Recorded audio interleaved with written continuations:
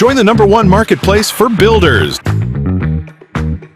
www.keymanstores.com.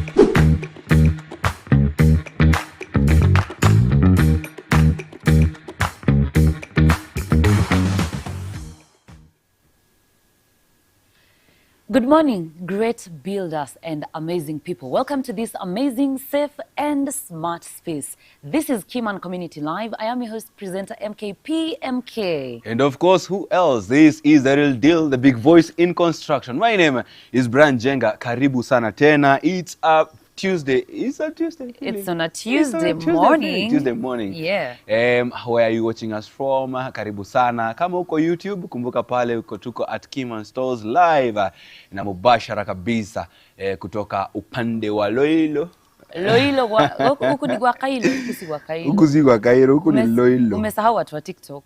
Watu wa TikTok karibuni sana. Actually ndio na login saa hizi tu kuangalia what is happening on TikTok. Karibuni sana and of course Facebook, if you're joining us, karibuni sana. This is Keyman Stores and of course remember www.keymanstores.com is what has powered this. Yeah, and today we are taking it easy. We are continuing with our discussion, the one that we had yesterday with Lydia McKelvin, who is an end-to-end project manager. We were talking about having a strong community in construction. But today we've got an amazing person, you know. Nice. I think this person, okay, I don't want to spill the tea, but he's a master. You get what I'm saying? He's a master. Who is a master? A master? Yes. A master is an experienced professional. Mwenye ana provide the expert guidance. Awesome. Kwa hii maneno yetu, si ndio? Yes. So, atakuwa anatuambia mambo mengi sana, ladies and gentlemen, so msitoke hapo, just stay tuned and you can prepare them questions that you have for him na tutakuwa tunamuuliza hapa kwa show. Kabisa. Before we get there, shoutouts kidogo. Si watu wa Adelaide. Na nilishika hiyo jina. Watu wa Adelaide. Yes, and of course today we have some very good information for those of us who want to build from diaspora. Yeah. Diaspora unajua tunaishi kusemaga, diaspora ni hapa ati US, US, yeah. UK, hizo ndio watu wanajua kama diaspora. Talk to me. Unajua Uganda is diaspora? Okay, so what's the definition of diaspora? Diaspora ni bora uko nje ya country. Bora uko nje ya yako. Bora uko nje ya nchi. Okay, for example, in simple terms, I come from Nakuru. So if Nakuru was a country, then mimi niko diaspora sahi.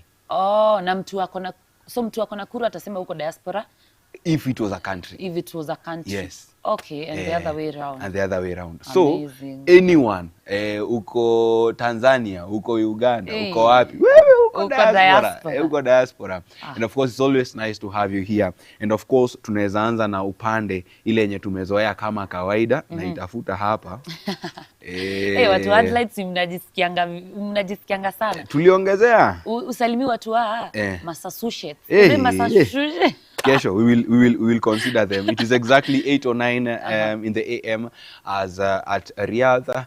It is exactly saa 9 na dakika 39 pale Adelaide, and of course New York ni saa 6 na dakika 9. London ni 5:09. So kama kuna mtu anaamka London saa hizi ni mapema sana. And then Nairobi it is exactly 8:10 in the AM. So good thing about this, I have some good information about you who want to build na uko easy upande za nje. The Keyman ecosystem ama Keyman Stores ama ile escrow yenye iko ndani ya Keyman Stores operates in Kenya shillings. Now the good thing about this is you can now be able to exchange rates. Today you've got knowledge. Vizuri sana. Hii ni point moja moto sana nilisoma jana na ilinibamba sana. That inanishow ati hata nikiwa tuseme for example natumia dollars, so I can be able to exchange rates zangu pale. We'll be giving you more information about this. Just continue to tuendelee tu na conversation, alafu pole tutakuletea pia guest mwenye ataweza kuelezea vizuri hizi vitu. I think we have Mr. Keyman this week. Yes. Atatuelezea vizuri about that. And of course, we are still talking about building a community in construction. Building a community, basically, we talk about Mimi and Monica coming together to help you now understand these few concepts. Tunajua, Alvin Jenga, kila siku anashinda akisema, yo mavitu yenyu sielewi kila siku. Oh, Alvin, don't worry, we got you by the way. Anasema, anaingiaga tu TikTok, anatuona live, but haelewi kitu yenye tunasema. So, haelewi kitu tunasema. I think I'll just tell you one thing. Yeah. Just follow the conversation. Unaona, hujaanza kujenga, bado unaishi kwa rental. Na bado hajasikia master akiongea. And still, we still have more and more people that are still going to come to the show. Yeah. And of course, if you are a supplier, service provider, na unataka kuwa featured on the show, it is very easy. Namba yetu ni gani? Namba yetu ni 0757539000. I repeat again, 000. Exactly. So if you want to be featured in the show, and of course you want to explain your product, ama unataka kutuambia what new invention you have in the product. Last week we were talking about invention. Yeah. If you want to tell us something new that you have yenye inaweza tujenga hapa, na sio kutujenga sisi peke yetu, it builds the whole community. You can always reach out to that number. Sema unataka kuja kwa show, share a few videos zenye uko nazo hapo. We are going to play for you a few videos zenye tunaweza kuonyesha how you can do them. Si lazima ikuwe professional. Just record na simu yako.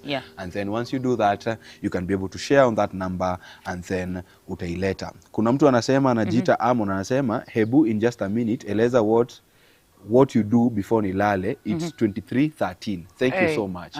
So the Keyman Community Live is sponsored by www.keymanstores.com. So keymanstores.com basically ni a market ya construction. So you can get fundis, when you're service providers, you can get hardware owners. Yes. You can also get nani mwingine? Even watu wa mabati, watu wanauza mabati, exactly. All those things in construction. Exactly. So in just a few minutes, we'll explain what Keyman Stores is. Keyman Stores is a market, and this market is a community. So anytime you need to build, you just know you are sorted. Yes. So you just log on to www.keymanstores.com. You can register there. You will get a KS number. That is your unique verification code. Exactly. Good thing about working with Keyman Stores is that, number one, you get to work with a contract. So kama uko maju, I think saa 5:13 ni maju. So kama uko huko, you don't need to be here. We will manage everything for you. In case you have a question, you can always reach out to 0757 539-000. Or you follow us and then you get a chance to come to us. Naona kuna mwingine hapa anasema mkitaka mediators for conflicts, give me a chance. You can always do that. You can always go to www.keymanstores.com, register, and then kuna contacts pale na kuna emails pale. You can always get that. But on the other side, producer, if you can be able to get on the live ya TikTok, kuna a lot of questions ziko pale. I think utaweza kujibiwa. But we continue. Right. Na leo tuko on bias. So because I know director tutaanza kutuambia break nini. Yes. So watu wa Ruiru, watu wa Kamakis, watu wa Kihunguro, watu wa Cairo, msikie mmewasalimia sana, kabisa, great fundis and amazing hardware owners who are watching us. We see you, and this platform is for you. Kuna mtu aliniambia nipige shout out moja kali sana, the hardware that I used to work at kitambo sana during the COVID period na 2019 pale. Fair Price Hardware Kino. Fair Price Hardware Kino. I will make sure mmeregister kwa the Keyman Stores. Waliniambia niwasalimie sana, and of course a very big shout out to Muthoni and of course the whole family ya Fair Price Hardware Kino. Right. I think we can get right into, recognizing the stores that have joined Keyman Stores, because we said if you join Keyman Stores here at Keyman Community Live, we recognize you and we tell people that you exist in Keyman Stores. And when you get verified, we update people that they can, trade with you na wasiogope confidently, yani, sindio? So I think I've got four hardwares and some other that have joined. Before you get to the hardware, unaona Amon anasema nataka kwenda kulala. Anauliza, so you build for me and when I'm back I get a fully furnished house? Hivyo ndivyo wanauliza. No, it is even simpler because once you log on to www.keymanstores.com, you get to control everything. Kama ni mafundi, wewe una communicate now. Kama ni supplies zenye unahitaji, you get to communicate now. And you see, working with a contract is easy because you work on milestones. Yes. You understand? So mkisha set milestones, umesha identify ule fundi mwenye unataka. And how do you identify? Kuna the KS portfolio yenye iko kwa system. So you'll always be able to see huyu fundi amefanya kazi wapi, amedeliver wapi, amefikisha wapi. You understand? Na kama amerecomendiwa na referiwa na watu. Na kama amereferiwa na watu. So once you are able to work around that time period, nini umeweza kujitengeneza vizuri, you now communicate with them through the system. Kuna chat box pale, you get to discuss hizo prices na nini, unaweza pata architects, unaweza pata fundi, hivyo project managers. Exactly, project manager. So you don't need to really struggle so much because the money factor is already sorted out. Kwanza hapo kwa money nataka uambie sana because maybe they might be fearing, mimi niko majuu ndaka nitume milioni zangu alafu mnioshe hapa. Tell them how easy it is, you know, to send hiyo pesa inaenda wapi? Unaituma kwanza ama kunaenda aje? And in case you always have a question, please share the number yenye anaweza text WhatsApp ama you can always DM us on TikTok. Follow us on TikTok and then tutaweza kukuelezea vizuri step by step na utaweza kuelewa what happens. And if you know any hardware yenye iko around na unaweza taka ikue ndani ya Keyman Stores because tunaongezea two sales basically. It's another market that is 24/7. So if you have something ama a hardware yenye unaweza taka ikue featured on Keyman Stores, you just share the live with them and then they will get to understand. Pole pole tunajengana. Leo naona tunasonga. TikTok. Tuko sawa. Kwanza nimekumbuka hardware iko hapo kwetu. Inaitwa ya Mama Christine. Hi Mama Christine. So guys, we want to get right into the new stores that have joined Keyman Stores. Yes. And kuna moja inaitwa Tanandi Hardware. Utanisomea case number so that we do it practically. You are. Thank you. KS 261. KS 261. Yeah. Tanandi Hardware. KS 261. Yep. Kasimu kangu bwana kanakwama.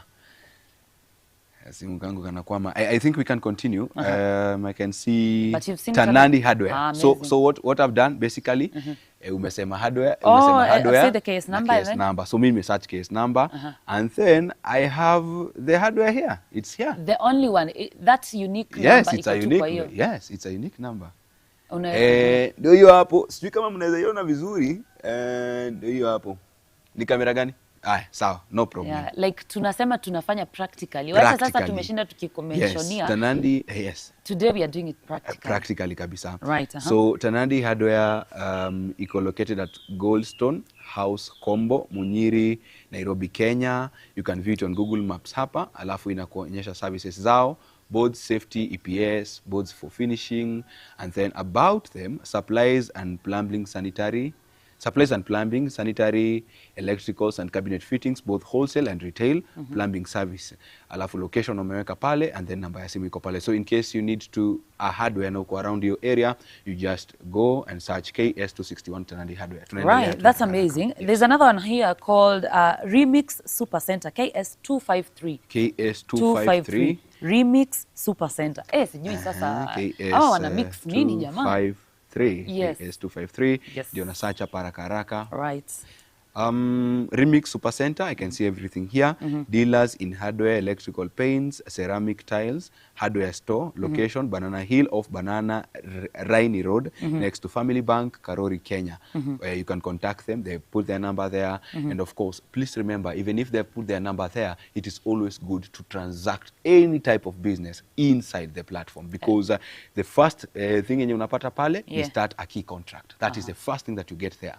So you start how to start a key contract, select a store, you choose a store, and then contract details, phases and milestones, which is very important because that is what says utalipa at what time, and then you review and submit, and then inakuwa as easy as possible. So always remember, even if they put their number there, always transact in the system, because in the system you can be able to track your conversation. Right, that's amazing. The very last one, you can look for 259. 259 case number 259. 259 and of course nikiendelea kutafuta unaweza waambia mbona tunatumia case number. Right. The reason why we're using KS number, ladies and gentlemen, it's because ni rahisi sana kukupata using that KS number. Why? Because the KS number only belongs to you. Kama yako ni 259, like this one is for Penny Gold Hardware.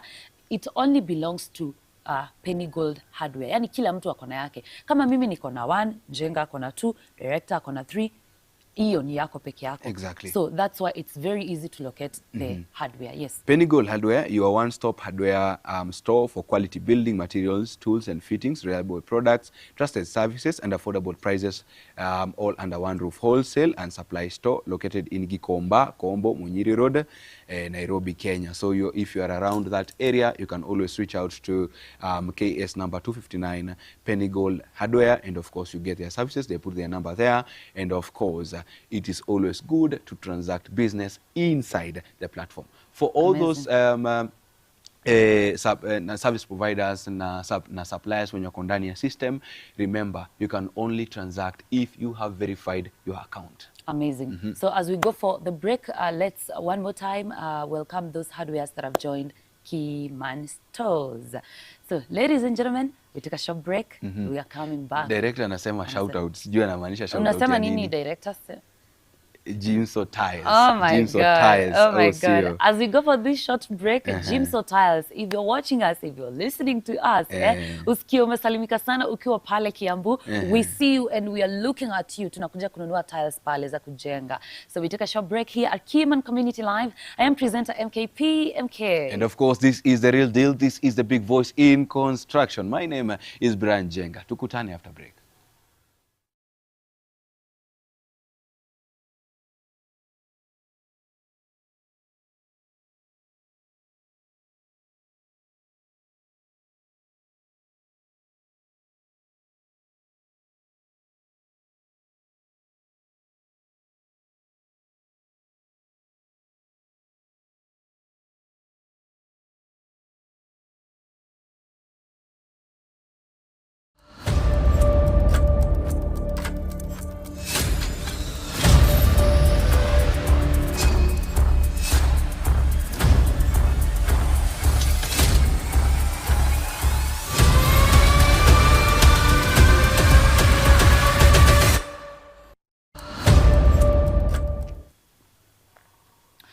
Welcome back, my amazing people, amazing fundis, amazing hardware owners, amazing, service providers and all those people ambao mko kwa hii community yetu. We see you, we care about you this morning, and we wish that when you're going to the market, wherever you're going to trade or to do your business, that you succeed. Because here at Keyman Community Live, we care about you. I am presenter MK. And of course, this is the real deal, the big voice in construction. My name is Brian Jenga, and of course, you can get to follow me on TikTok at Brian Jenga, and of course, Facebook at Brian Jenga, na Instagram ni at Brian Jenga _ and of course we mwenye unataka kujenga saizi ama you want to build now, uko ready, uko na kila kitu yenye unataka kufanya sasa, naona jamaa anajiita pale Jalex Modlina, karibu sana. If you are ready to build right now na uko ready na kila kitu iko sawa, unahitaji tu that kickstart. Naanza wapi? Keyman Stores is your one-stop shop for all suppliers that you need, for all service providers. Right now you don't have to go ati jobless corner pale uanze kuuliza naweza pata fundi, naweza pata mtu wa stima. By the way, kwa director jana stima ili short, maji ilirudi, stima ika short. Kwani kuna kuangana shida gani? Tukianza maji ilipotea. Ndio. Sasa tukirudi stima ika short. So tukirudi tena ni atapotea ama?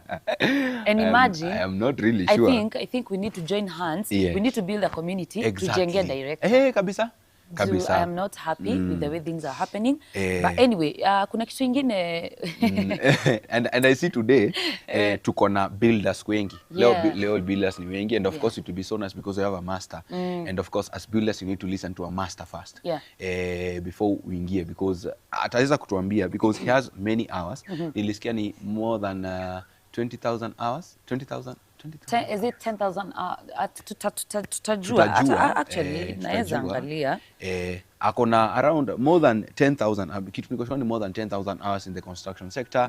And of course ataweza kutuelezea what many mistakes people do. And of course the main conversation today is about building a community sasa. And of course building a community means wewe kama fundi si lazima work solo. You can create that community na mafundi wengine, na maplumber, na electrician, so that ukikosa job, wale wakiwa job always utaweza kupata kazi.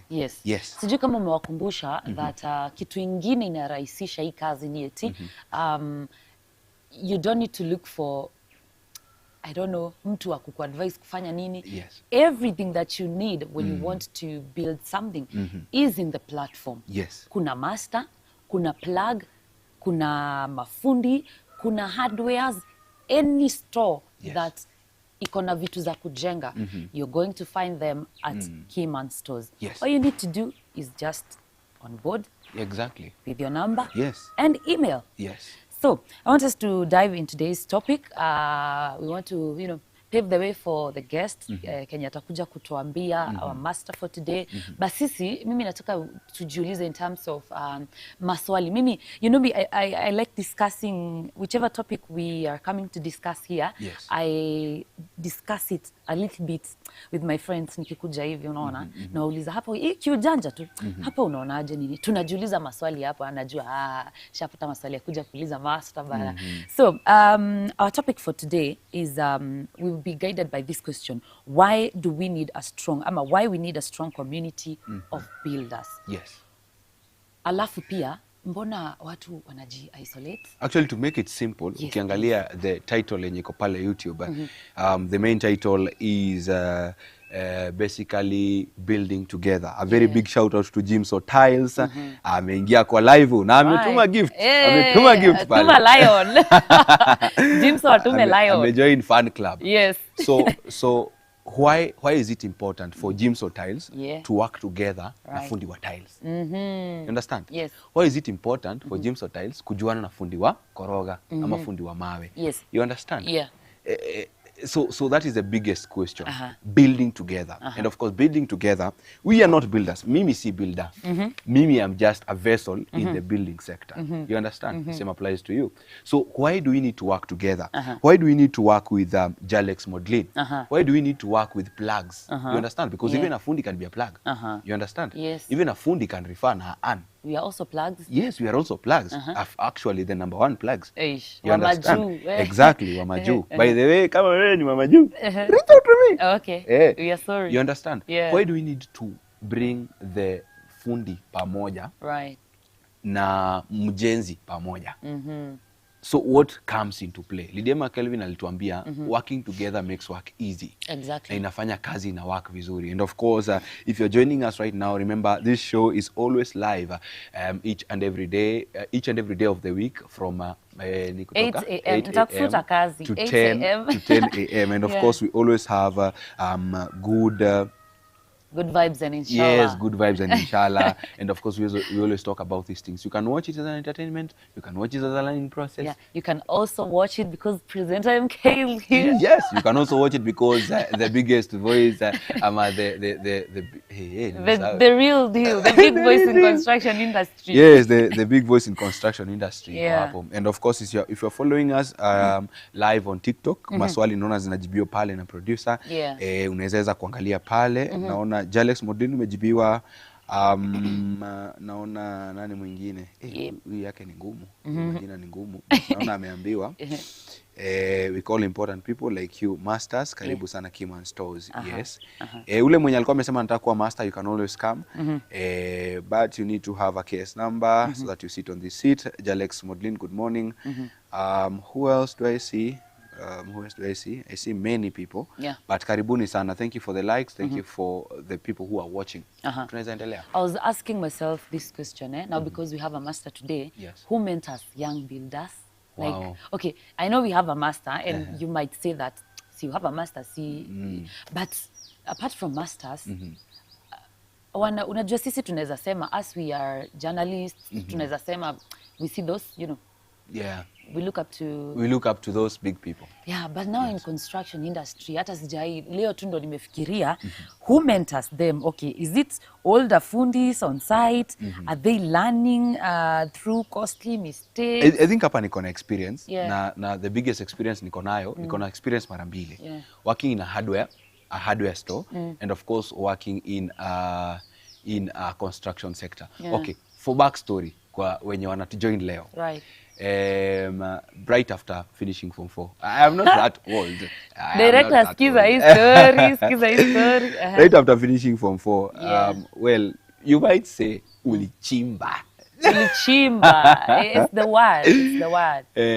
But I think I knew what I wanted to do mostly. Yeah. Na, of course, moving from Nakuru to Nairobi, ni mbali kama una fare.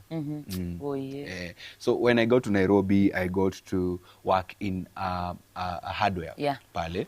But before I got into Nairobi, lazima ningetafuta fare. So nilienda kwa mjengo.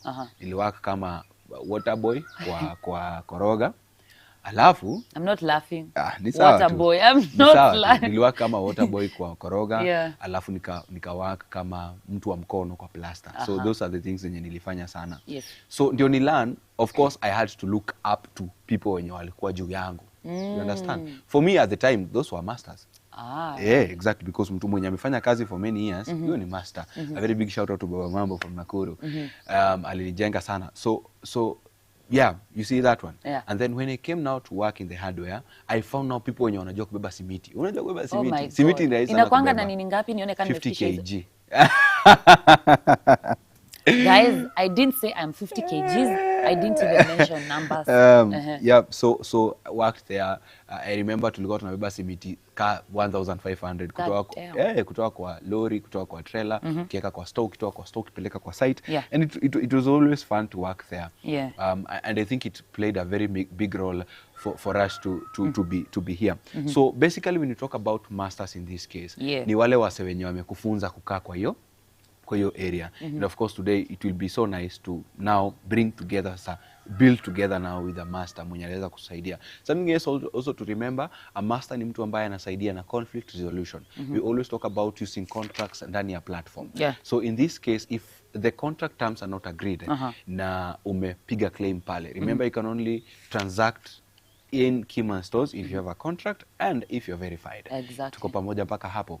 So you have to have an account pale hivyo ndani ya Keyman stores. So in this case, if there is a contract resolution that needs to be done, a master is a very important person pale ndani ya Keyman stores na ataweza kukusaidia. Remember, you can always follow the conversation live on Keyman stores, and you can always follow the conversation live on YouTube, TikTok, and Facebook. You know, I feel so honored. I feel so, just honored because I'll be talking to a master. Yes. You see that? You see me building sooner? Yes. Yeah. Kabisa. And I also want us to ask ourselves another question. Why would someone want to operate alone? Or why should a builder think that they can operate alone? I think wahenga hawakutudanganya, hawakutupaka mafuta kwenye mgongo wa chupa. Walipotuambia nimesahau. Umeitoa mbali. Wow. Saidieni hapa. Saidie. I think I'll say it maybe in my own terms. When people come together, and I think you've experienced this firsthand. Yeah. Of course, working with you, and of course, working with the crew pamoja. Yeah. When people come together, great things happen. Director niambia niseme ujina, nataka kusema ujina. But a very big shout out to Alvin Jenga, a very big shout out to Pastor Michael Njoroge, and of course, a very big shout out to Marlon Mtunji, super director. Yeah. Tutakuwa naye hapa. Of course, yeah. So it's always nice to work together, and of course when people come together, great things happen. And you see, when we have a builder mwenye ako pale ametulia, anahitaji kujengewa pale, you see, I think hii ni kitu yenye imebidi come into close contact nayo. Yeah. Hii ni kitu tume experience. See it in your job. Tume experience. And of course you always know mtu ndio akupe pesa yake. Lazima usolve problem yake. Exactly. You understand? Yes. And of course producer utuambia people are willing to pay top dollar for you So to long as- deliver your service. Uh-huh. You understand? Yeah. So if you know your service is very nice, and you know someone else's service is very nice, why don't you come together? Form that community. Yeah. Mkwe community ya watu chwani ndani ya Keyman stores. Yeah. You understand? And of course, you're going to get great deals pale ndani. And of course, it is going to work very well for you. And of course, remember, this is Keyman Community Live, brought to you courtesy of www.keymanstores.com. And of course, remember, you can always earn an extra income if you become a plug today. Tuambie kuhusu kwa plug. Kwa plug, hey, jamani, if you want to become a plug, if you want to earn an extra income, hata wewe bado kwanza, si plugs wanakuanga na case numbers pia. Kabisa. First step pia ni ya to DM, tuambie, hi, hi presenter kwa Keyman Stores, I want to become a plug. After that, utakuwa onboarded kwa Keyman Stores. After that, your work is to help people also on board. Venye wewe umesaidiwa, kuna wengine maybe wanahitaji usaidizi, help them to onboard themselves pale kwa Keyman Stores. Na vitu zingine kama kuwa verified, you know, all those steps. Yani plug kwa hapa to make your work easier when you want to onboard on Keyman Stores. And of course, you can reach out to them and you know, ask them questions about Keyman Stores because plug, yani nikisema plug ni mtu mwenye anajua hizo ma deals zinaendeleaje na anaweza kutatua shida yako ambayo uko nayo. Kabisa, kabisa. Another thing, before we go for another short break, na leo director unatupeleka mbio jamani. One last thing is I want us to think about how ego affects collaboration, because I think it's one of the I don't know if it's main, but it's one of the things that inaweza fanya watu washindwe collaborate, because one is thinking, I can do this alone, I can do this, you can, I know, you see. I feel like it's one of the main things kwa sababu Nico Plamba wakati alikuwa hapa last week. Is it last week but one? Yeah. Aliweza kutuelezea vizuri. Vijana tuache kiburi. I think hiyo kiburi is part of the ego. Who feel like wewe umefika, una feel like wewe ndio uko pale juu, una feel like huwezi ambiwa kitu. I think that is one of the major things that zinafanya watu wasikuje pamoja, and it makes people not really work together. You see, when I always tell you, when great minds come together, people think alike. I don't mean that tutakosana. Kukosana tutakosana, disappointments ziko mingi pale, watu uchanganyikiwa pale, but it doesn't always have, okay, niko na example. You have a sister, you have a brother. The fact that brother yako ameenda akames, does it mean mmeachana? Does it mean, okay, mmekosana? No. But does it change the fact that you are together? It doesn't change. It doesn't change. It only anything. changes at that moment. Exactly. So you see, it's coming together. Na hakunaga mtu mzuri, na hakunaga mtu ati yako 100%. And people make mistakes. Exactly, people make mistakes. And of course, now you see, when systems work for us, inasaidia sana sasa vitu kuwork vizuri. So you have a community, ya nini. So kama wewe ni fundi, na wewe ni builder, ama mwenye anajenga, ama wewe mwenye unajenga, you can come together. Si tulisema Jubilee wedding. Muna come together, muna form that community ya wajenzi. Hapa kuna community ya wenye wanajenga. You understand? So si mnaweza plug hawa na hawa, mwalete pamoja. And the system works. Kazi endelee. You understand? Kazi ikiisha huku, tunaenda kwa huku. Kitoka kwa kina Monica, tunaenda kwa kina direct. Exactly. And it is very easy. Now always, there is always that part ya watu kuja pamoja. There is always that part ya people working together, which isn't so many things. Amazing. That has been us. Tumekuambia mambo ambayo tunakuchanua, you get it? But right now, we take another short break. We are coming back in a moment with Jichanwe. I am presenter MK. And of course, this is the real deal. This is the big voice in construction. My name is Brian Jenga. This is a Tuesday. Tunakuja Jichanwe na tunape imekataa kutoka. But anyway, tukutane after hii break.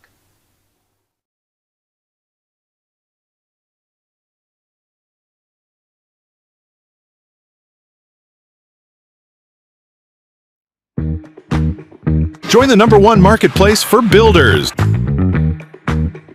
www.keymanstores.com.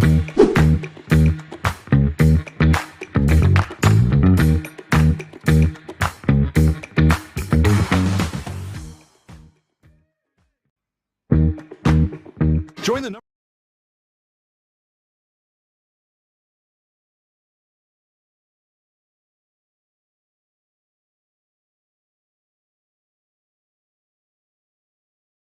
Keyman Community Live. This is Keyman Community Live, of course, brought to you courtesy of www.keymanstores.com, where we buy safe and, of course, we build smart. Welcome to this safe and amazing, safe and smart space for building. When you see me alone, you just know this is Jichanue. And, of course, Jichanue takes a better step.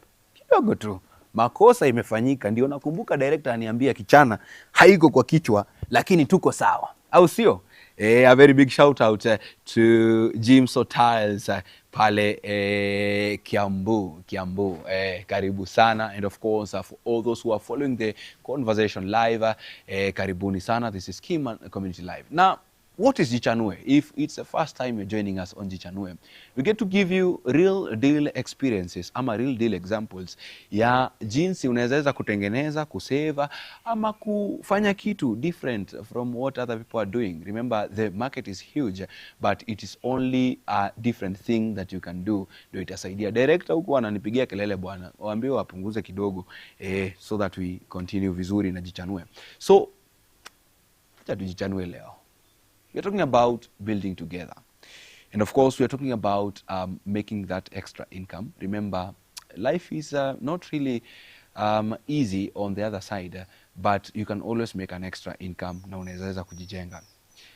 Something else that we are also talking about is that many builders ama many fundis think to make more money ama kutengeneza pesa mingi, it needs you to increase the prices ya services zako, ama it needs you to work more. Well, you can always work smart. And how do you work smart? Having your portfolio online, having your CV online ndani ya Keyman Stores helps you to work better. But you can work even extra better ukiwa na kitu ambacho kinaitwa a community. So what is a community in this aspect? So leo kwa Jichanue, most builders operate in isolation. That is something that we have always noted. Every job feels like starting from zero. There is no structured referral system, no compounding reputation, and no income pipeline. This keeps builders hustle mode instead of growth mode. Yani, uko tu solo, umetulia tu pale, hata ukikosa kazi umekosa, maybe uende pale jobless corner, ama utulie tu upige simu mbili tatu, but it's always not enough to have that. So how do you go about that? Getting into Keyman Stores itakusaidia kuweza kupata case number za watu wengine pale. So you can always reach out to them, introduce yourself, ni aje, mimi naitwa fulani wa fulani, nafanya hii kazi, na ukiwa na kazi unaweza pata. If you talk to 10 people, niko sure, quite sure, at least 3 or 4 wataweza ku get back, and of course you're going to create that. So inside Keyman Stores, every store has a case number, every transaction is traceable, every verified store builds reputation, every satisfied client becomes future leverage, hidden truth. When you operate inside a community, a plumber can refer an electrician. Unakumbuka tulikuwa tumekuambia you can become a plug. So ukiweza kurefer mtu mwingine, you can always earn something pale ndani, and it's always nice. And of course unaweza kuambia watu wengine about the product, about the nini, and of course you can you can onboard other people, which is so nice. Remember, this is Jichanue, brought to you courtesy of www.keymanstores.com, and of course you can always get to learn new things hapa ndani. So what is the financial insight? So most fundis think I need to increase my price to earn more. That is wrong. Sometimes you increase income by increasing circulation, increasing connections, and increasing reputation, visibility. In a connected ecosystem, opportunity multiplies. Tuko pamoja mpaka hapo. And then if 5 builders can refer you twice per month, and 50% convert, that creates a consistent pipeline. You move from hustle to structure. So let me give you this example. Tuko na fundi hapa, ama tuko na mtu wa mkono hapa. In most circumstances, fundi anaitaga mtu wake wa mkono. Kama ako busy anatafuta mwingine, kama ako busy anatafuta mwingine, si ndio? So if you have 5 fundis, hawa fundi wa kurify place ingine, 50% iwork. So 5 fundi tuseme kama wawili iwork mara 2 kwa mwezi, utakuwa umesha create a system yenye ina work vizuri sana. So basically what that means, building together and coming together helps to build the ecosystem, and inasaidia hakuna kukosa kazi. And remember, solving someone's problem is always the first thing to make business. For builders na watu wote wenye wanataka kujenga and you're joining us for the first time on the show, remember this is Keyman Community Live, brought to you courtesy of www.keymanstores.com, where you can buy safe and of course you can build smart. So kulikuwa na swali, if we can be able to build for you, good thing is you can be able to connect na wale mafundi wote wenye pale ndani. Wewe ndio unachagua mwenye unataka, bora kuwe na case number and then you transact with the contract, and then kama unahitaji supplies ndani ya nini mjengo yako unazipata pale. All you need to do ni create contract, and of course unafuatilia. You can always get project managers, and of course if you have a question you can always reach out to 0757539000 on WhatsApp or call, or you can always DM us on TikTok at Keyman Stores, and of course you can always get to interact with us each and every day from 8 a.m. to 10 a.m. each and every day of the week hapa ndani ya Keyman Community Live. That has been G Chanue for today. It takes a short break. Tukutane kesho with more insightful information about the construction sector. This is the real deal, the big voice in construction. My name is Brian Jenga. Tukutane kesho.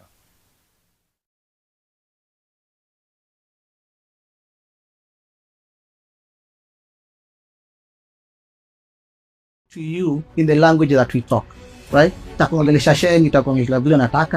And it also can be able to understand even the local lingo for iron sheets and mabati, so that it can be able to quickly be able to ask, if I'm building that gazebo, what will I require? The AI bot will be able to break down those products for you, give you the knowledge that you require, suggest for you the particular maybe professional that you require and the goods listed for you, and then you can be able to directly order them straight from the app.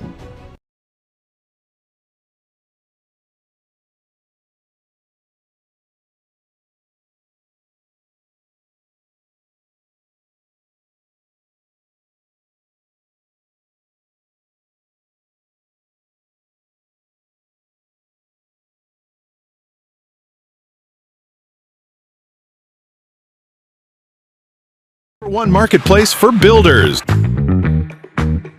www.keymanstores.com.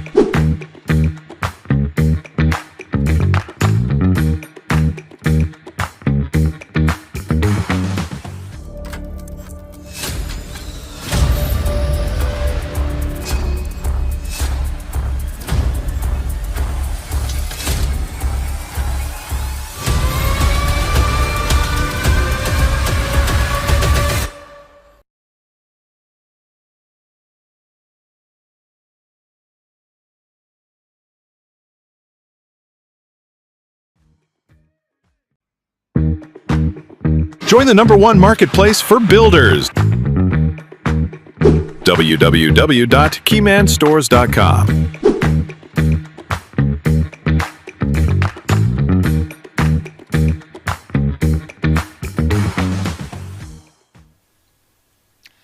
Welcome back, amazing people. This is Keyman Community Live. This is a safe, smart, and of course, a safe and smart space, Keyman Stores. But this is Keyman Community Live. I am your host, presenter MK. We've just listened to wetu Ajichanue. Ametuambia mambo mbili tatu, lakini hayo ni yenu. Nyinyi hayo shikeni mkiwa peke yenu, sawa? But me here, sai niko na I have a master on the show, but he's going to introduce himself, and I know you're wondering who is a master. Mimi, I'll just give you a brief of what a master is kidogo tu, but he's going to introduce himself officially. And hapa kwa Keyman Community Live ama kwa Keyman Stores tunasemanga tunakupatia mtu ambaye anakusaidia, you know, example of what he does ni kusolve disputes wakati mahali pale kwa contract kumeshikana kidogo, anakupatia mawaidha ya jinsi ambavyo utajenga vizuri, una get so akona hiyo experience yote, atatuambia miaka ya experience, you know, ukisikia mtu anaitwa master hata wewe jamani. So a master is a highly experienced professional who provide expert guidance, you know, ili kufanya nini?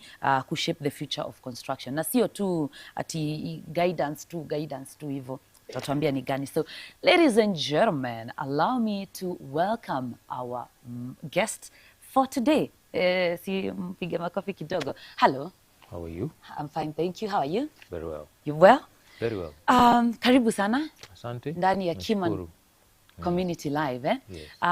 Naomba uangalie hile kamera, uambie watu jina lako, uambie wewe ni nani. Yes, tuanze na hapo.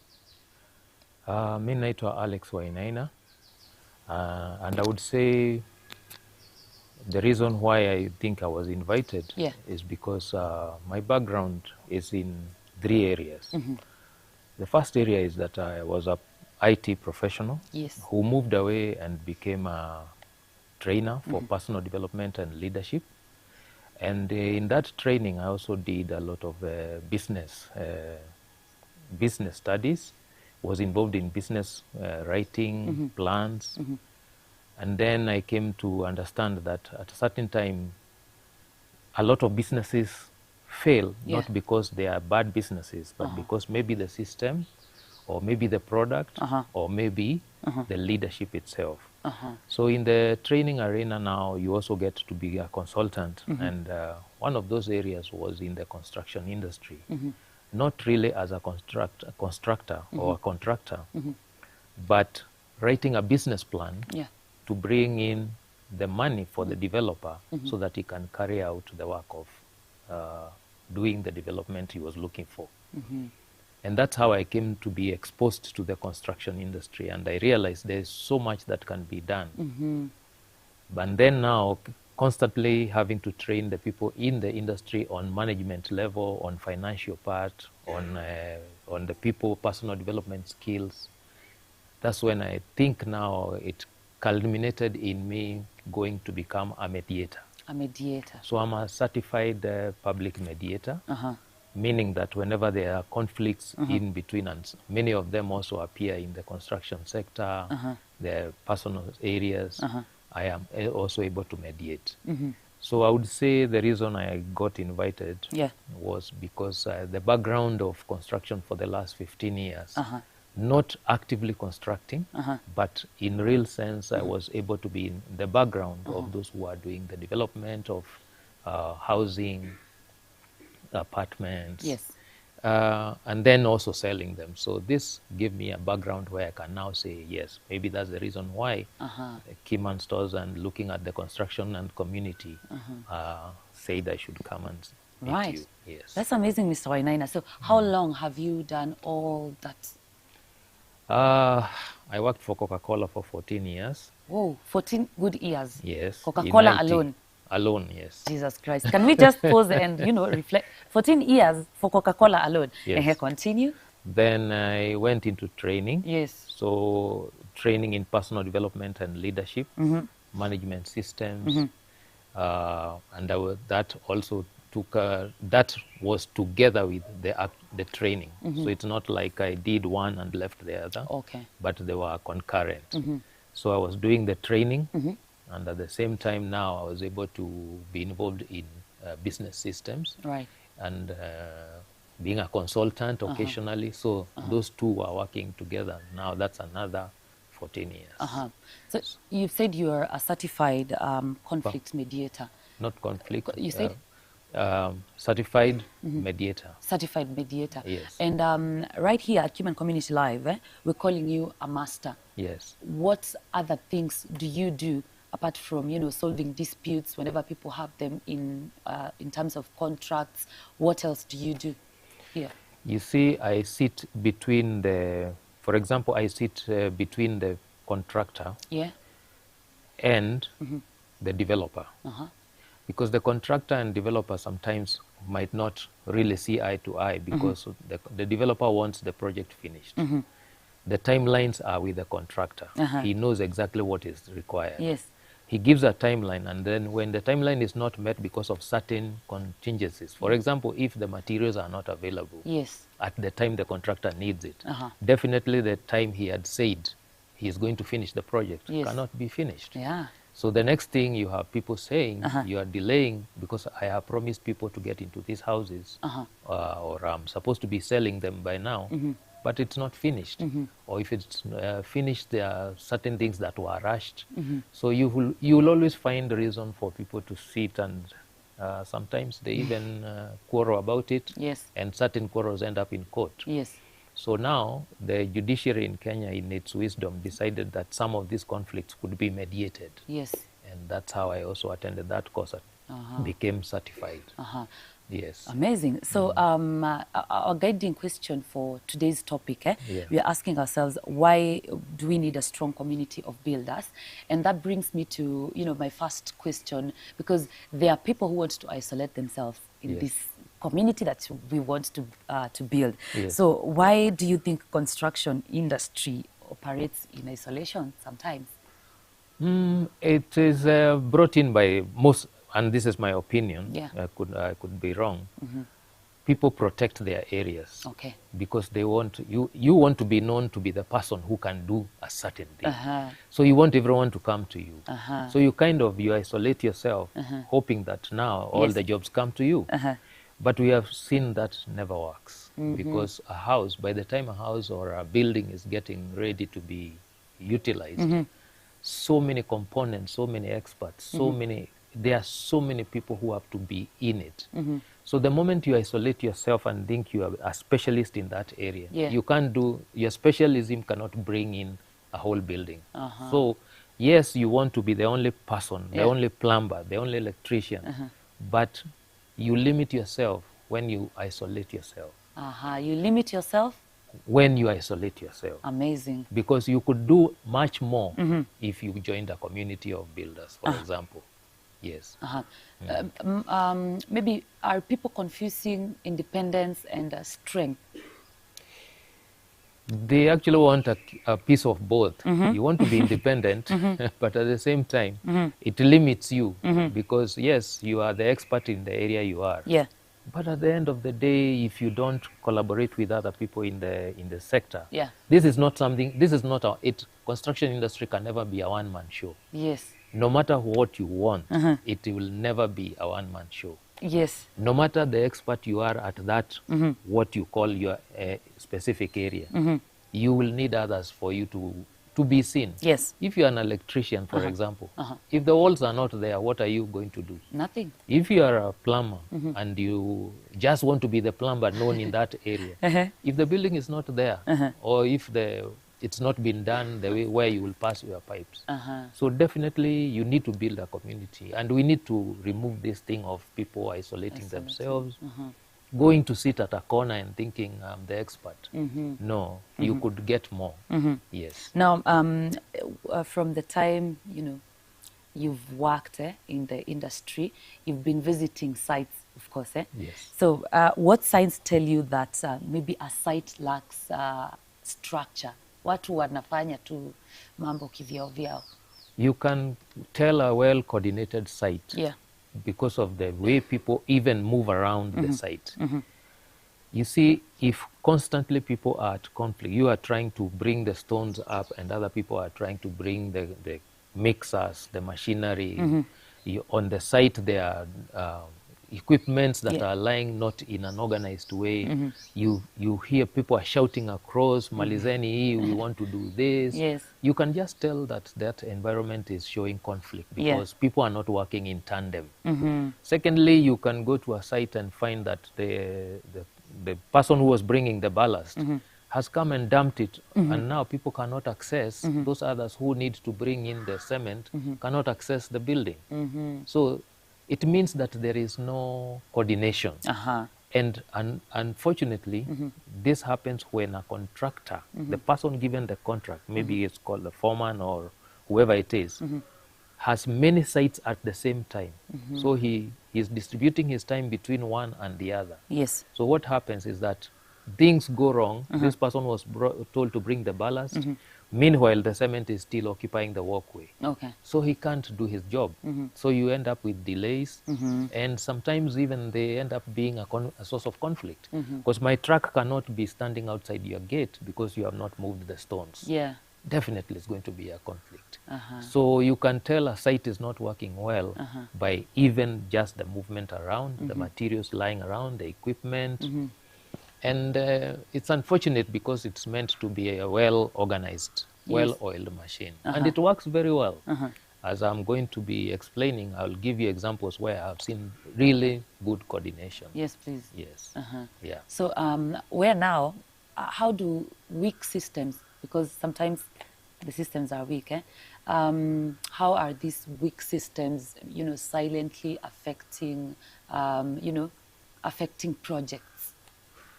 Ah, yes. In fact, if I was to say to give one Yes. reason why there is so much problems in the construction sector, Yeah. is poor systems. Poor systems. When you have poor systems, it's unfortunate because honestly, virtually everything stops when the system stops. If the system is working, everybody falls in place. Yes. Think of a conveyor belt. From one end to the other, things are happening to that product, from one end to the other. So if there is a stop or a glitch, it means the whole system comes down. But unfortunately, most of our builders today, they don't have systems. Yes. They have individual capacities. So the person is very good at their work, but they don't have a system of incorporating the others. So I would think if I was to lay a finger on what is wrong in the sector, yes, it is when we lack the system. And when a system is working well, yes, oh, you would love it, a construction site. it will be easy. It would be easy, and everybody enjoys what they are doing. But when there is no system, you will find disjointed operations, even with the best of the contractors. You have a plumber who is very good at their work, the electrician, whoever is doing the stonework, whoever is doing the slabs, they are doing their work very well, but it's disjointed. The reason I said I can give you an example, if you allow me. That's okay. I have seen somebody do a house in 6 months, a maisonette, that they're able to sell for 25 million. It was done in 6 months. Oh, okay. And it was ready for occupation. 6 months. 6 months. Yes. I was curious enough to go to the site, introduce myself, tell them about why I'm talking to them, because I write business plans for developers, to know what was it that he was doing so well. Because I saw the first houses he did, and I was curious. The second time, I found him doing 3 houses at the same time. This man has been doing the business for over 14 years. So he has all the experts he needs. But most importantly is the durations he gives each one of them. It's like you say, how many days do you require to dig the trenches? 15 days. In 15 days, you are off with your team. Yes. The guys of the masonry come in. They start laying the bricks. How many days do you require? 17 days we are on lintel. Get off. The other team comes in. They start putting in the shutters and everything. He is able to do that. Meanwhile, the people who are doing windows and the doors, the metallic things that are going to be in that house, they are already on site and they are using the measurements that they were given. They have already started constructing the windows. So by the time the structure is done, the roofing guys are there. They have measured everything. In 6 months, the house is ready. So everything is moving. Everything moves like clockwork. And then he gets very high ratings, because I see that on national construction areas. He gets very high, good ratings. And then he disabuses some of the notions we had that lazima mawe ikauke, sijui lazima kokoto ikauke miezi siku 21. All he does is say, no, I don't remove the support systems for and it will dry as he does the upper roofs. So when a system is working, because a system is built with those individuals who do their work very well, but they need a system that makes them flow at the same time. Yes. I think if it were me, I would also want to see that person who is building such a in 6 months. 6 months. And people take, I don't know, 2 years. Yes. A maisonette like this would take 2 years. He's doing 6 months and sells the houses. Yes, and it's as we are speaking, in the last 1.5 years or 2 years, he has done 12 houses. Oh my God. So it doesn't mean it's just one house 6 months. He can take 3 houses at the same time. And he does it. Right. And they are there. They are the most beautiful in that estate right now. Yes. So that person is still in Kenya? The person you're talking about is in Kenya? He's in walking distance from where we are. My God, you know, we need to build a house for our director, and I think that is the right person to look for. What I don't know is whether he'll accept your work. Why? Because you see, he is a developer himself. Yes. So he has got his team doing. By the way, there's a day, sorry to digress. No problem. There's a day he told me that he had 100 people doing plaster the same time. Yes. So you can imagine, he can, 3 days, he can finish plaster for 3 houses. They are done and they move away. Oh my God. So he is a developer. So I don't think whether he would take individual work, but let me not speak for him. It's a person you can meet. Okay, but I think it's also good that asikie tumemtaja and on board kwa Keyman stores, you get a case number. By the way, when I came to know about Keyman stores, that was one of the people I thought I would introduce to. Yeah. Because he can lend a lot of, and I'm sure he's a easy-going guy. Yes. In fact, mkipatana naye utampita. But that guy is sharp. Tutamtafuta. But he's a former architect. And then now he's able to bring the team of structural engineers, mechanical engineers, the foremen, the experts in different areas. And they all work now together very well. Amazing. Is it okay if you mention his name? No, I wouldn't do it without his consent. All right. I wouldn't want to. That's okay. Yes. So talking about this isolation thing, Yes. I know it's costing us. Yes. You know, people isolating themselves, it costs us in different ways. So how it affects AG standards with everyone working independently? How is it maybe compromising standards? Definitely, it compromises standards. Because when you just want to clear everybody away and just do it yourself until it's complete, that's when now later on faults are discovered that could have been, you know, they could have been rectified. If, for example, you shared your workspace with somebody else, because you can never be the only expert who does plumbing. People will come and look at the way you have organized your work and they would say, why don't you do this one here because it is doing this? Because they know also. Yes. If you are an electrician, you have been doing something in a certain way. Somebody else comes and looks at it and says, why don't you do it like this? And suddenly you realize, wait a minute, it actually works. It is more convenient. It could even be cheaper. And it could be shorter time to finish the work. So when you isolate yourself, you are losing collaboration. Because most people want to compete rather than synergize. Yes. And yet in collaboration, they could do more work, they could do more projects in a shorter time, and the work would be more ideal. Yes. We are not saying perfect, it would just be ideal.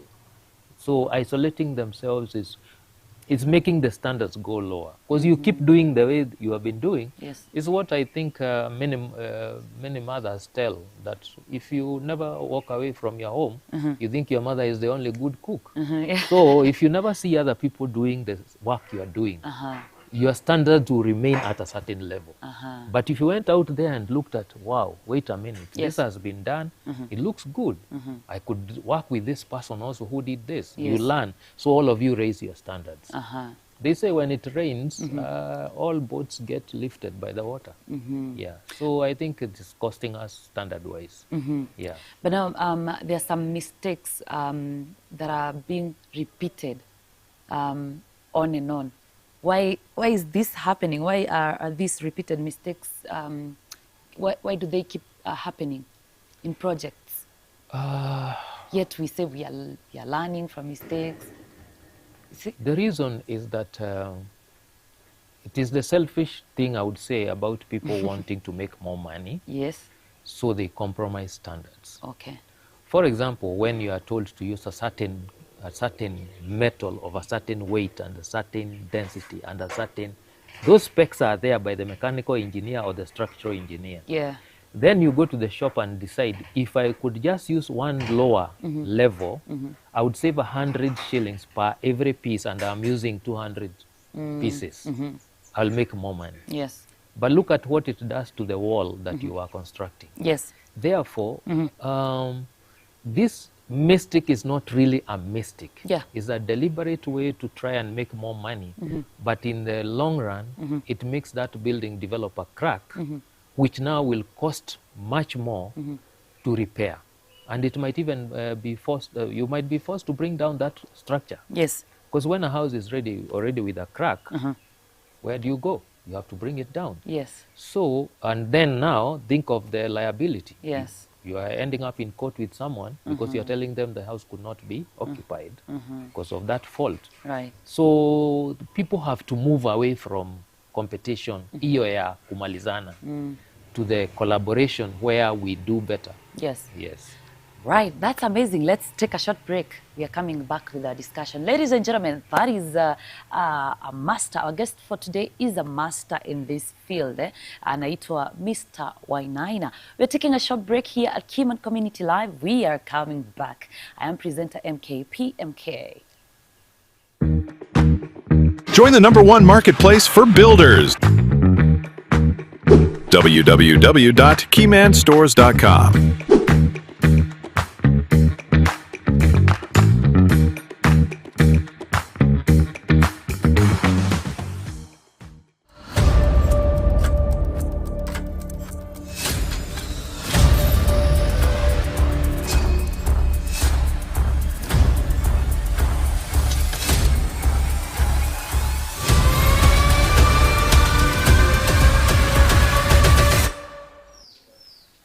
My amazing builders, tumerudi. Nimetoka kukunywa maji.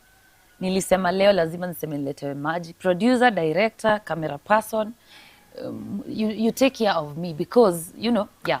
So, director, Brian. Camera person, sahi camera person, kuna mwingine, anaitwa mtu ajichanue, Brian Jenga. Alafu kuna mwingine anaitwa Blessing. And of course our producer, Mr. Keyman 001. Asanteni sana, mmeniangalia vizuri. Maji nimepokea. I'm ready to continue with this discussion with our amazing guest, Mr. Wainaina. We've been talking about why we need to build a strong community of builders and why should we not isolate ourselves, or why is isolation happening in this field? You get it? So, wacha tuendelee na discussion yetu. Mr. Wainaina, tulikuwa tumefika hapa kwa isolation, and you've seen disputes about money, maybe not necessarily kwa construction or anything, but there have been disputes about money. Oh, pesa ilifanya. So now we talk about builders now. How does this damage? How does price wars damage? Even the industry long term. Unfortunately, it happens. Yes. And it's a fact of life that everybody wants to make more because everybody has their personal needs and ambitions. Yeah.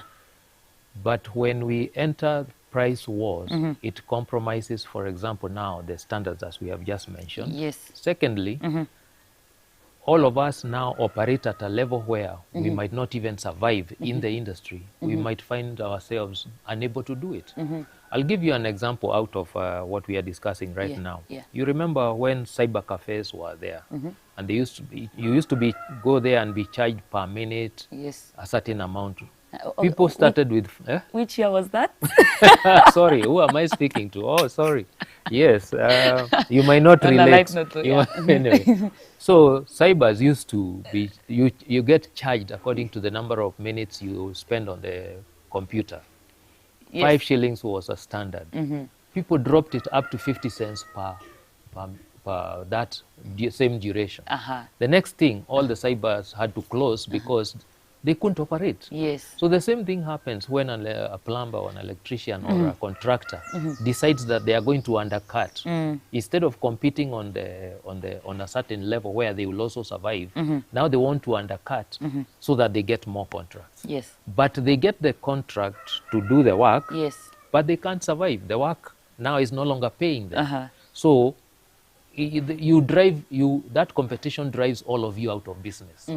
So price wars, whether it is in the materials or in the actual work that is being done, is very expensive and it brings people down. But look at other people, they say, I charge this. and I will deliver this. So people see the value rather than the cost. So somebody will say, and I think I'm a student of that. Whenever I see two items that are supposed to do the same thing, I look at the specifications, they are the same. But this more expensive one, and this one is less expensive. I would rather bargain on the more expensive, but get the best. So when people undercut on pricing, they drive each other out of business. And then you undercut, and somebody wonders, why are you charging me 25,000? And somebody is saying the minimum they can do is 40,000. So it means there is somewhere you'll cut corners. Yes. Because when some two people have quoted 40,000, you come with 25, I can only say, I know utanitumia substandard material. Yes. Kama ni waya utaenda kutafuta ile cheapest, Yes. yengine haijakuwa certified. So I will refuse your work. And that's how, no matter how much you undercut, at one time you lose work. Yes. Because people will be suspicious about your pricing. So the price undercutting, first of all, drives all of you out of business. Yes. Secondly, people become doubtful about how corners you are going to cut so that you adjust to that pricing. So sometimes you might think you are undercutting so that you get more work, but people might switch you off. Yes. They say cheap is expensive. Cheap is very expensive. You bring me a cable that the next thing is blowing my equipment. I have lost more. Yes. I would rather buy the more expensive one. Yes. Amazing. You have been to mentorship programs in this field, maybe? Have there been mentorship programs? I would say when I worked for a housing company that was buying and plots and building houses, yes, I've been on to those sites, and I could see contractors have people who they were saying they are showing the work. You see, people could come out of college, for example, TVET colleges, and they have no work experience. So they would be taken up to wanasema ni mtu wa mkono first, but after like maybe a year, huyo mtu anaweza kujifanyia hiyo kazi yeye mwenyewe. So yes, it is not a formal mentorship. It's an informal one, just like in garages. You'll get some young man come to the garage. First of all, he is just sent for equipment, wash this, go buy this, adjust this one, unlock this one. So the same thing happens in the construction industry. You'll have people working under now the plumbers, the electricians, and so forth. They learn on the job. While there is another group that comes from colleges, and they are able to be attached to someone who actually does the work. But it has not been formal, unfortunately. And then secondly, but I do think I saw the last 4 years, the ministry, I don't know, the one responsible for TVETs, has actually started a certification program where somebody is very good at work, but they have never been to a formal college, so they have no certificates, but they do the job perfectly. I can give you an example with my car. One time I gave some experts to paint the car. The car color did not come out right. And I was not satisfied. I decided to scrap the whole paint work again and have it done. Oh, okay. The person who brought the perfect color out could not read the label in the Mutungia paint. He was an expert who had never been recognized by any certificate. But he beat the guys. He brought out the color completely well. Those were the days before they brought the computer to adjust the paints for the spray work. So what does that mean? There are people who learn on the job, but there is no formal mentorship area. But now people are trying also to make that happen. The ministry also of education is also trying to certify people who know the work but have never been in a formal place where they get a certificate. Yes. So you think there's a need for maybe a big one to embrace mentorship programs? In fact, I think contractors, I don't know how the National Construction and the Ministry of Education could come in, but they should like make it mandatory that you must mentor a certain people in your line of work. Yes. There's this question, someone asked and I wrote it down. What role is being played by systems in stabilizing pricing?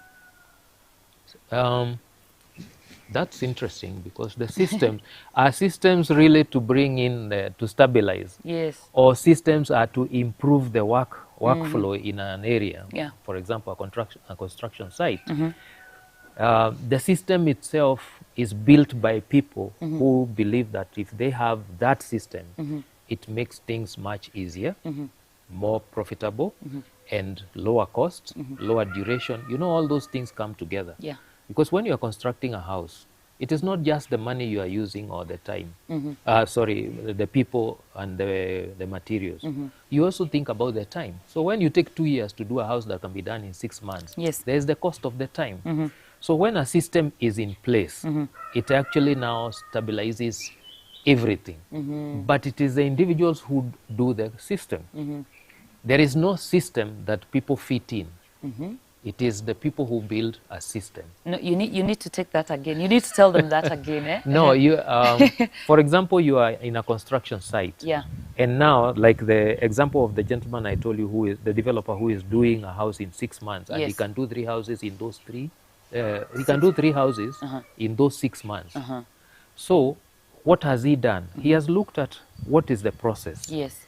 From digging the trenches, the Yes. masonry, the wall, bringing up the walls, now building the shutters, bring the first slab, bring the roof. So he got the experts or his plumbers, mafundi wake wote. Huyu ni fundi wa hii ana watu 20. Huyu ni fundi wa hii ana watu 10. Huyu ni fundi wa hii ako na watu 3. So he brought all those people together. Yeah. To build the system. Now this is the system that is doing the work for him. But all those guys, why haven't they done that for themselves? You would say, okay, if you know that a house requires A, B, C, D, Yeah. everybody should have a system. Yes. But there are those now who only look at the narrow area, and I think that's what you are talking about, people isolating themselves. Yes. Wewe ni fundi, you could bring other fundis with you to build a system Yeah. that you use to do housing. But now when you just think about me, I just want contract hapo, contract pale. At the end of the day, you cost yourself. You could have gotten more jobs if you had brought collaboration with others. I'm an electrician, you're a plumber. Why don't we work together? Yes. Yes. Yeah. Mr. Wainaina, I'm thinking about leadership. How does leadership maturity look like in practice now in this industry? Because maybe some people are thinking that, the leaders are the architects, the big. How is it in practice? Yes, I think that's interesting, because you always assume that the most learned person is the leader. Not all people are leaders? No, no, definitely not. And there are those people who will do their job very well, Yes. but they will never lead a team. Oh, Yes. okay. They could even be the expert in, it could be an electrician, for example. He is the best in that business. But give him 5 people to lead, and it's chaos. Another person who might not be such an expert Yes. comes on board, and he can be able to marshal the powers of this one, powers of that one, powers of that one. So leadership, therefore, is an individually built capacity or even learned, and that maturity is also not by age. You could have a very young person who can actually bring in the work to be done in a shortest time in the Right. best way possible.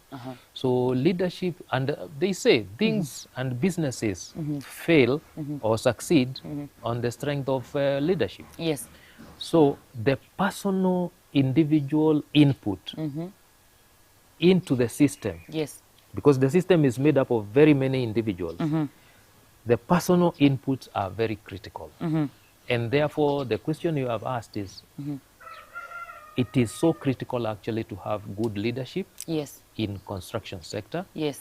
because they see the capacities of the people working with them. Yes. They see the system, and now they know what timelines are we going for. Right. So definitely leadership is critical, and it is not necessarily an expert in that area.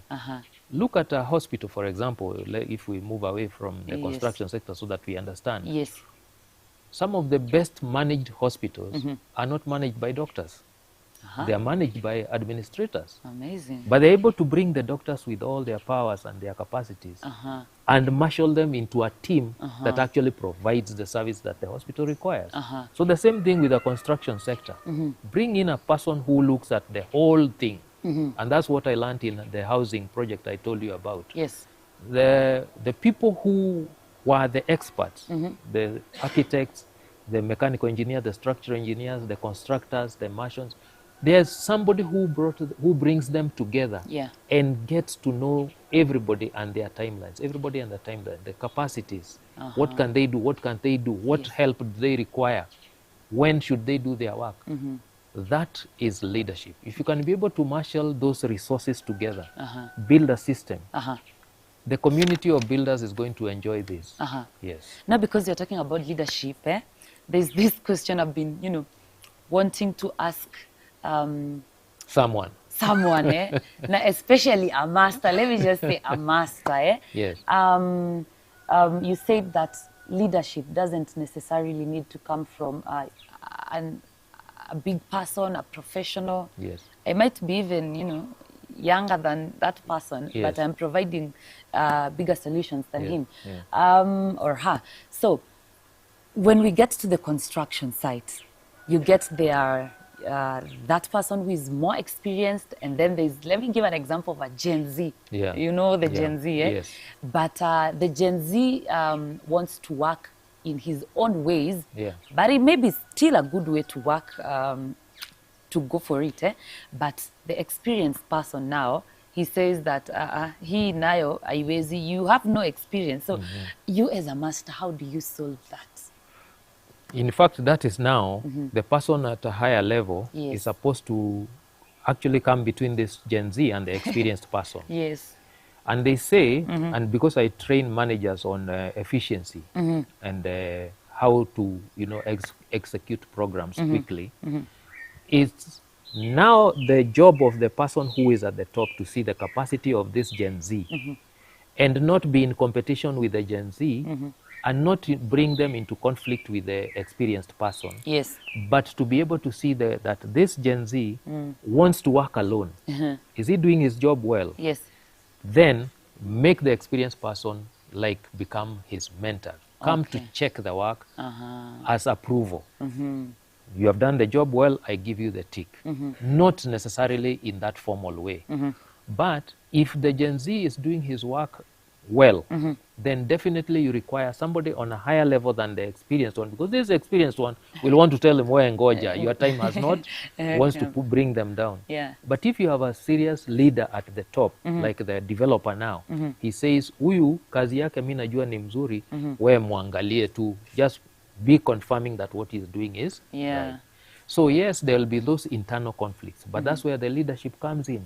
You are supposed to smooth the working environment so that both of them can bring their best. So that is where the leadership again comes in. So between the experienced person and the Gen Z, go and bring somebody else on top who will look at both at the same time. Yes. So it is critical to, to have leadership maturity. Oh yes. Oh yes. In every sector you'll always find, even kids. Yes. Put kids of maybe 5 years together. 5 of them. Within less than 5 minutes, you've seen one is leading the others. Why? So leadership sometimes can be inborn, sometimes can be learned. But at the same time, it is necessary. You must have a leader. Yes. Wait, who is able to walk the journey with them, not just giving instructions. There's this question they ask, are leaders born or made? How would you answer that? For me, I would say it's both. Both. There are some people who are thrust into leadership, not by choice, but because of circumstances. For example, something happens right now here, and maybe a fire has broken out in this compound.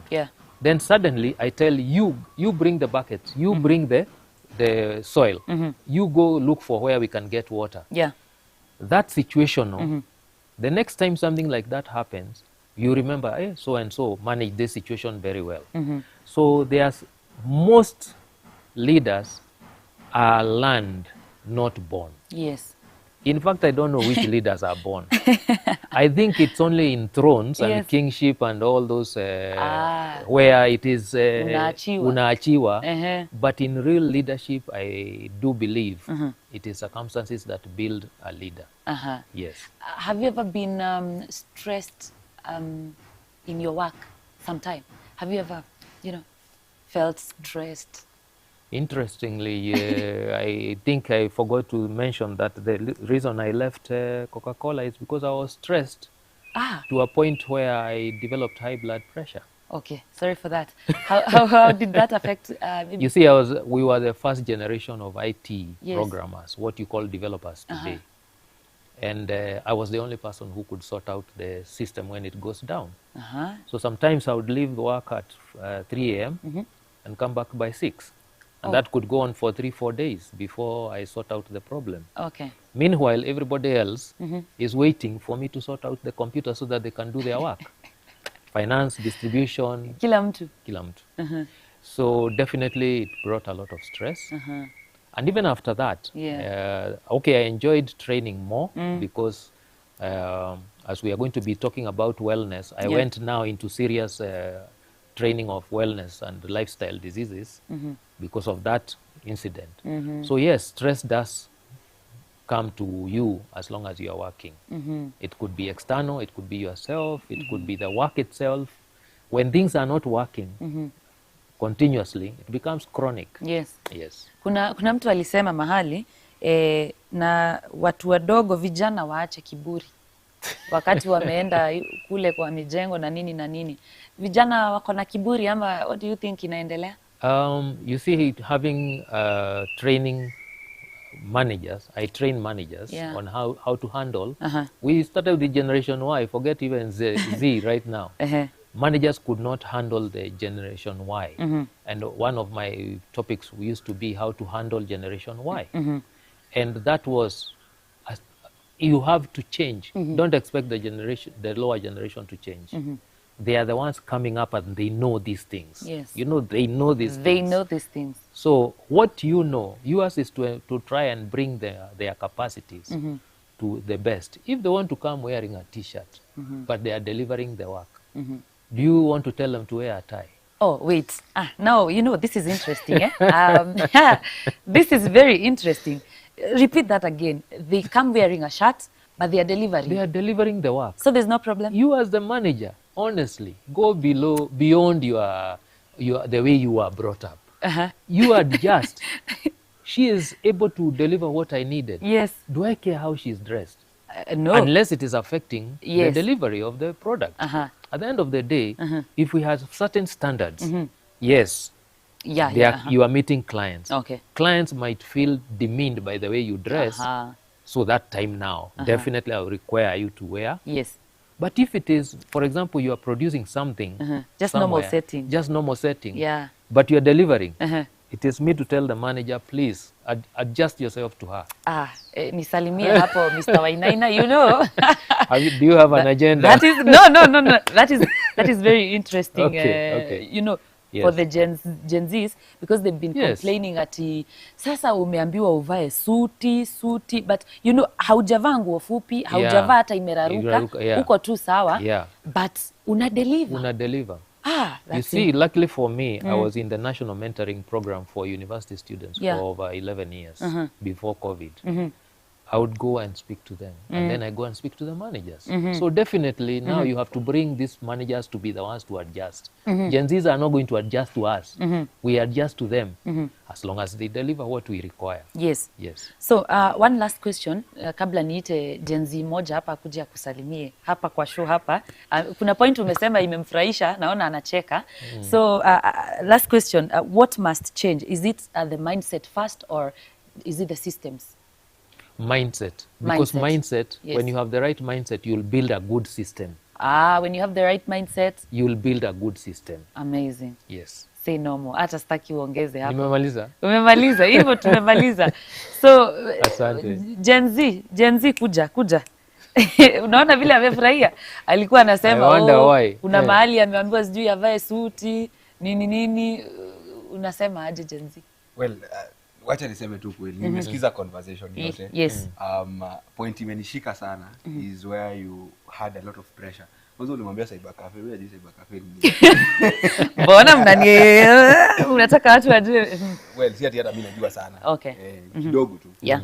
But you mentioned something about Gen Z, and we had a guest mwenye alikuja hapa, ni plumber, anaitwa Niko Plumber. Alisema vijana waache kiburi kwa site. And of course it's also good to consider. Sasa hizi Gen Z akipewa pressure kidogo, just quit. Ana quit. Ana quit. How does that help? How do you solve that conflict between now the giver of the pressure and the receiver of the pressure when you quit? The sender and receiver. You see, actually both of them are right to a point. Yes. But that's what we have been talking about, isolating yourself. So the moment you go and say, well, unaambia mtu mwingine wacha kiburi. First of all, is he doing the work? If he is doing the work, kiburi is a perception. But the job is being done. So you as the person now, mwenye anaambia huyu mwingine awache kiburi, stop that. Because if the job is not getting done perfectly, you should not be condescending to that person. Now, when we turn now to the Gen Z themselves, build some capacity to receive criticism, because that's what will build you. I can criticize you to help you grow. But if you decide I have criticized you, you are walking away, you will never learn. And you are going to meet people who will always want to put you down. Will you always be walking away? You can't. Because tomorrow you still need that job. What if you find 5 consecutive people tell you, "Wewe kijana wacha kiburi"? Do you stop working? No, you don't. So both of them have to adjust. Nice. Yes. So there is another situation that has happened pale hivyo kwa production room. We were discussing with the director. Project manager, jina yake ni kubwa, inajulikana. Yes. Ameenda akaingia kwa site. Yeah. So of course anajulikana. Anajulikana ile jina fulani, ile jina kubwa, ile jina kubwa inajulikana. Yes. So someone used his name on behalf of him bila yeye kujua, without even consent. Akaenda akaharibu kazi. Wow. So kwenda kuharibu kazi, the project manager anapigiwa simu, anaambiwa toka kwa site sai. He's never been there. Hajui happen aje. So how do you solve that problem now as a master? That, you see, now we are coming after the fact. Yes. We can only now make amends. Yes. But in real time, it is very wrong to use somebody's name without their consent. Secondly, if you are not able to deliver the capacity that person delivers, do not use their name. Yes. Go and be measured according to your capacity. The moment you have brought in another name, it's a reputational issue. And in some countries, that could even lead you to being deregistered from the profession. So it is very wrong to do that. And of course, it's very nice now that we have this kind of conversation, because with Keyman stores, haiwezi happen. Because they are verified. They are verified. Yes. And everybody is protecting their turf. Yes. Nobody will want to do things that will cost them work. So I think Keyman Stores on that one is doing the right thing. We'll have less conflict. Exactly. Yes. I think we memaliza. You know, this conversation has been great. I think you need to come back to this show. I want to come wearing a different hat. You remember we talked about the wellness and the mindset of the people in the business of the hardware guys, the people who are doing the plumbing, the electricians, everybody in the sector, in the community. Because you remember you asked me about the stress? So a lot of these people are also going through a lot, even health issues, health challenges. Yes. It is also my pet project to talk to people about lifestyle diseases. Yes. That's amazing. Yes. There is another chance for you, because hii conversation imekuwa tunasemanga murwa kabisa, imekuwa amazing. Amazing. Just one question. Are you on TikTok? Unfortunately not. So ujui mambo ya gifts, nini, lion? No. Utalan. In fact, I think that that's why it's good to meet you people, because now you expose me to things I ignore because I don't know what to go about them or what it would add to my. But I think that's a conversation we can have. Nimeona TikTok kuna mtu anasema he deserves a gift. Wow. He deserves a gift. So I think you need to open a TikTok account. On the strength of that, yes, I will. Uh-huh. I will. So, Mr. Wainaina, I Yes. believe you're in Keyman stores. Yes, I am. And I you even have- have a KS number. Thank you. Tell us your KS number. We want your services. Wacha tuangalie case number yake By the way, hapo. wacha Will I atuambie remember it off tuangalie. head? I think I've seen it somewhere. Yes. Nitakuangalia You can do a tu. search. I can do Yeah, a yeah, search. yeah. I know. Don't worry, I am we- registered. I am in the system. We as Gen Zs, we got you. You got don't you. have to worry. And we can actually read out your descriptions. Yes. Oh, Ya nini. okay. Yeah, please check. Simu yangu ina hang. Hii ndio makosa. Hii ndio makosa iko hapa. 172. Simu yangu imekwama, ngoja kidogo. Okay. Ngoja kidogo. Don't worry. Umesema KS number? 172. KS number 172, just in a moment. Yeah, we are doing it. So how to practically. search for the case number? You just log on to www.keymanstores.com, and of course unaguza pale dashboard, and then you have a place to search. So it's 172. case number I s- 172. Yeah.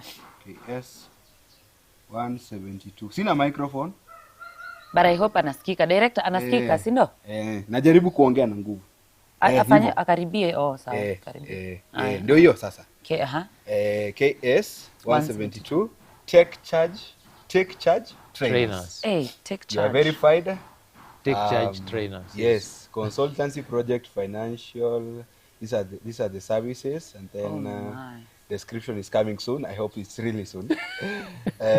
Business features, internet access, inventory management, POS system, and transportation. Go hapo, and then you can follow them. They have a Facebook, Twitter, and WhatsApp, and of course LinkedIn. And of course you can copy a link and then share it to other people. Yeah. Wow, that's nice. It's nice having you here. Oh, Thank you. amazing, Mr. Wainaina. Thank you, Monica. Tunakuombea mazuri.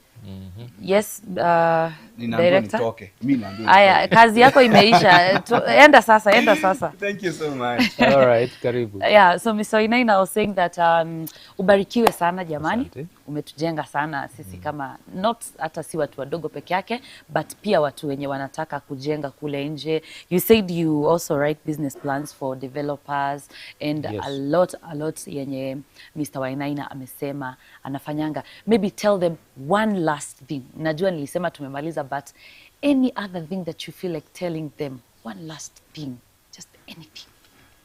I would say this is one sector that will never go lower. It can only go higher. And the more we raise our standards, the more we do better jobs, the more we are responsible on site, the more we take care of the people in the system.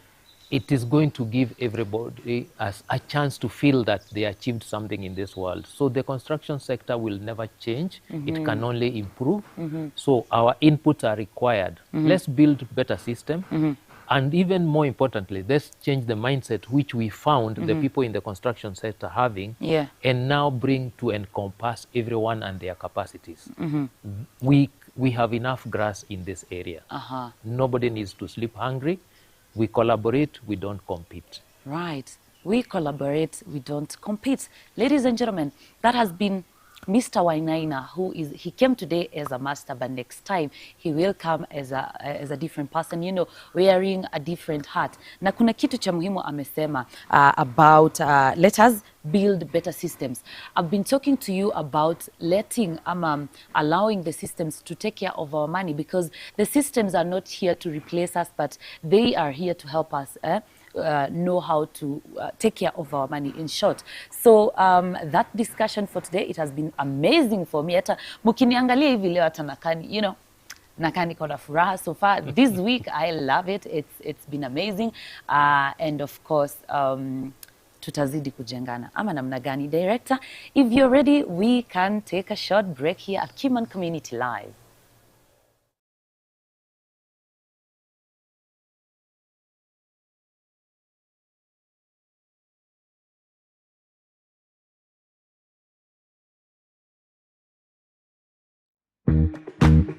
Join the #1 marketplace for builders.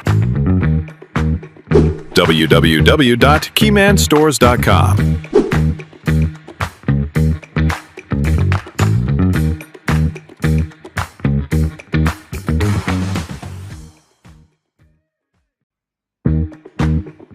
Join the #1 marketplace for builders. www.keymanstores.com.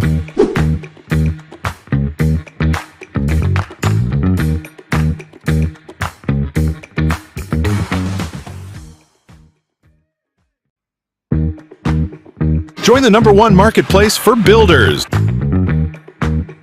www.keymanstores.com.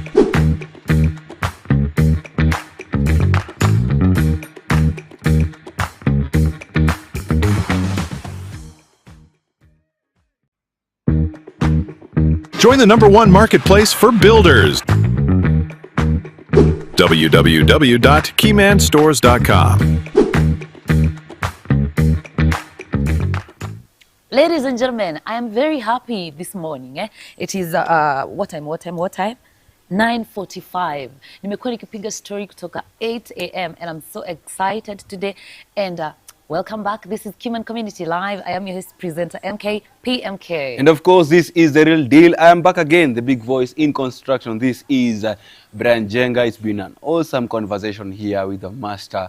And of course, we are going to have more and more and more of this. Remember, you can always catch us live on Keyman Stores.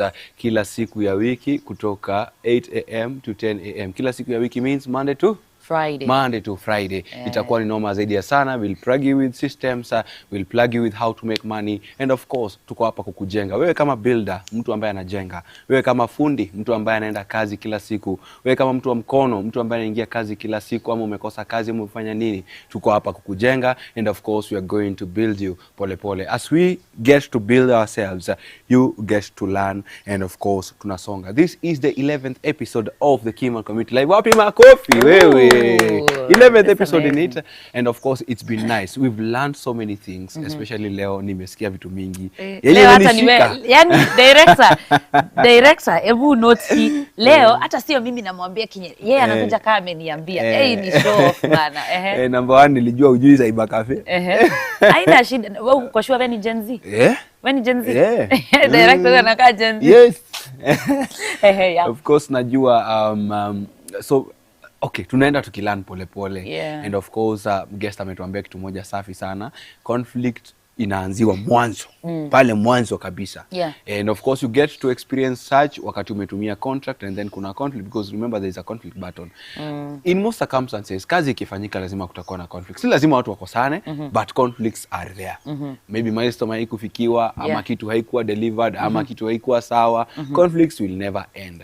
And it is part of life. Yes. And so that is the reason why Keyman Stores gives you a chance or an opportunity to work with a master. Of course, remember, we are buying safe and of course building smart. Na tukiendelea kujijenga hivi pole pole, tunataka pia wewe ujijenge. Wewe ambaye unataka kujenga saa hizi, uko majuu, uko Nairobi, uko wapi, unataka kujenga uko mashinani, ama uko majuu unataka kujenga huko Kenya na uko mbali. You don't have to struggle. Kuna mtu aliniambia ati alihave kutoka Ohio with a direct flight to Kenya. Sijui how it happens, I've never gone there, but alisema alisema alitoka JF Kennedy with a direct flight to Kenya, which is so expensive. Unajua nini alikuwa amekuja kufanya? Kuinstall cameras kwa site. Ndio aweze kuonea huko. So you can imagine the struggle. The trust. Exactly. Hiyo pesa angetumia kwa kitu ingine. Angesave a lot, angeoptimize a lot of resources. Ama pia angenitumia. You see. Something else also, it was a good point to note ni ati ile effort yenye aliweka hapo kufikiria kitu yote. Sijui anaambia kuna ghost workers kwa site. Na it is true. Kulikuwa na ghost workers kwa site. Project manager anamwambia hawa ndio watu wamekuja, ama huyu jamaa anaitwa nani? Huyu nimesahau jina, foreman. Tunamwambia ndio watu wenye walikuwa leo. Kumbe mshahara ya watu 4 imepotea hapo katikati. You see, so you don't have to go around this. So in case there is a conflict around kitu kama hiyo na wewe uko mbali, now Anini joins the chat, a master joins the chat, listens to the whole story, and then everything inawekelewa chini. Tunaweza kuona so this happened and this happened and this is it. So it's always nice to have you around. Umelan nini? Sasa leo juu nimeona nikao umeni outshine tu hivyo. So I just want to highlight whatever I've taken from Mr. Wainaina. But two important things before niende kwa Kenya nimesoma, two unique things zenye amesema. One of it amesema he has worked at Coca-Cola for 14 years. Wow. I was just trying to count 14 years. Mimi sawa. So that proves that he is experienced to come and advise us about all these things. And of course, he has also mentioned another thing, that there's a developer who can build 3 houses in 6 months. Yeah, kweli. True. Na mimi kuwekewa shawa naambiwa 1 week. Nyinyi pia nyinyi wachengeni mchezo. Ni nini? Ni kuwork na watu trusted na watu wenye wamezoea kitu wenye wanafanya. Of course. Yes. And another thing he said that you limit yourself when you isolate. We were talking about how people are isolating themselves. They want to work alone independently, but that's not good. You need to work together so that you won't limit yourself, even from decisions, perspectives. You will limit yourself if you work alone. Another thing is, he said that construction is not a one-man show. Kweli. Kabisa. And we've seen that. Yeah. Of course, Keyman 001 mwenye ametuambia it's not a one-man show. Yeah. Of course, hata wakati Niko alikam, hata Gibson kutoka Runyenjes alituambia, it has never been a one-man show.